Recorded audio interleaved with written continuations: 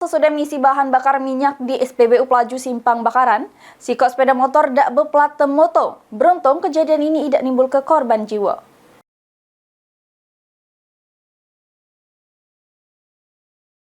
Kejadian tersebut bermula pas pengendara sepeda motor yang baru baik ngisi bensin di SPBU Pelaju sekira jam setengah 7 malam kemarin. Pas pemilik motor nyubung hidupi motornya, tiba-tiba metu percikan api dari bagian mesin sehingga menyebabkan motor termotung. Api menjalar dengan cepat ke bagian badan sepeda motor serta menyebabkan kepanikan di sekitar area pengisian. Pengawas SPBU nyampe ke kemotongan berasal dari sepeda motor yang baru mengisi bensin. Namun kemotongan tidak lama karena api langsung dipidam ke. Kejadiannya sekitar jam setengah 7 hari. Setengah 7 ya? Ini sepeda motor apa enggak yang terbakar? Yang terbakar ini sepeda motor, Pak. Cuma sepeda motor doang, Pak? Iya, sepeda motor. Itu kronologi singkat gimana, Pak? Kronologinya tuh habis ngisi nih, pas mau ngengkol motor kan nggak hidup-hidup.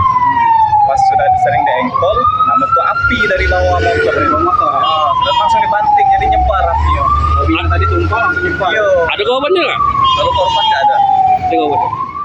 Sebelumnya, Mbak, ini kejadian terbakar motor jam apa, Mbak? Habis market tadi, Kak. Oh, apinya besar ya? Iya, lumayan besar. Kalau kan langsung nyamper apinya ke motor. Tadi lagi rame dah kunjung sini. Iya, rame. Lagi rame ya, misi minyak ya. Iya.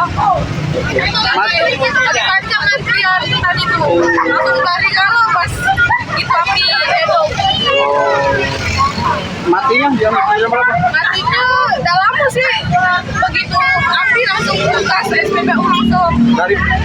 Dari polisi ada nggak datang sini? Polisi kayaknya udah mati dari situ. Belum datang, iya. Ini pihak kepolisian lagi melakukan penyelidikan lebih lanjut untuk mengetahui penyebab pasti dari percikan api yang memicu kemotongan tersebut. Idam, PAL TV.